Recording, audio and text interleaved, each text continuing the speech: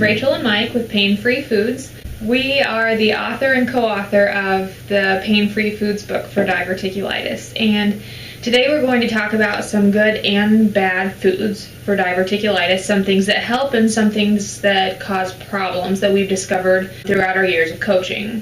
Diverticulitis, in my non-doctor's layperson's opinion, based on research and over 25,000 people that we have walked through and coached and helped through diverticulitis, is that diverticulitis is a disease of overproduction of stomach acid, hydrochloric acid, damaging your entire digestive tract. To revert your system back to the way it's supposed to be, which is enzyme digestion, not acid digestion, we use a technique called catalyst food avoidance. To summarize it in one sentence, we would say, don't mix carbs and proteins in the same meal. So that hamburger, you have a bun that is carb and the rest of the foods that are either non-carb or protein foods. And those are all okay. To eat a hamburger, you would toss the bun and so forth. There's rules for every type of meal, every type of snack, and every type of food. They're very simple.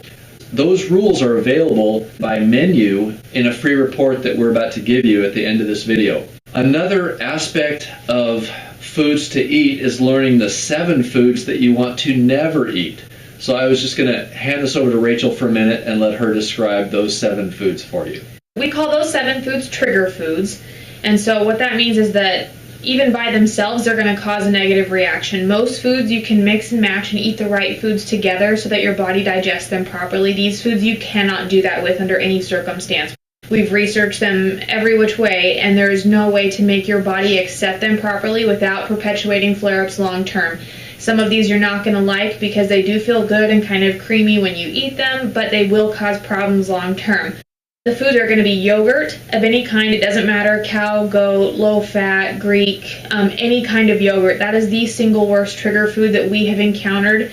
Causes more flare-ups than any food that we have ever seen.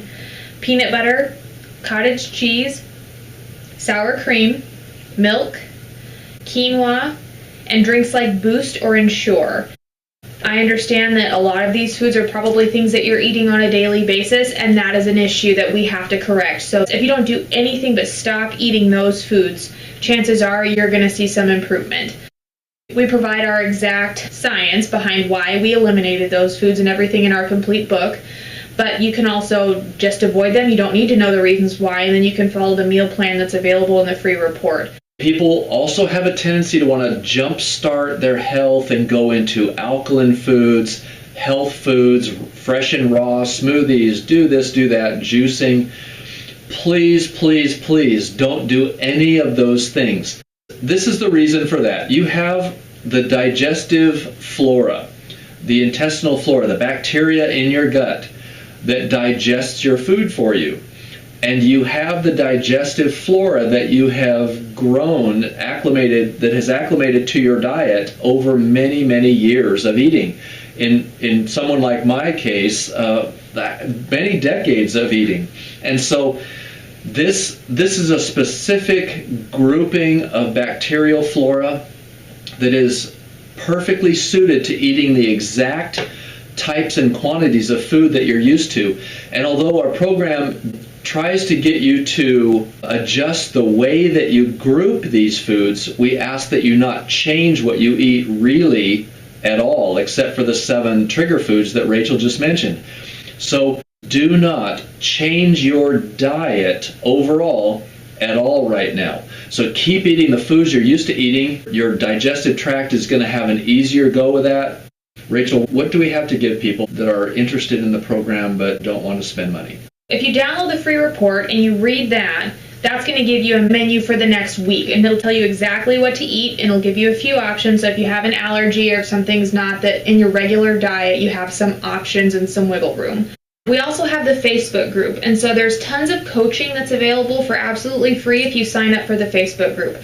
Right now, almost everyone on the Facebook group is currently on the program, and we have recently decided to start putting that Facebook group out on YouTube so that people that aren't on the program that want to see what we do and want proof that we work and want to try what we're doing can go there and can see us personally answering questions in a very open format where you can actually learn everything about the program.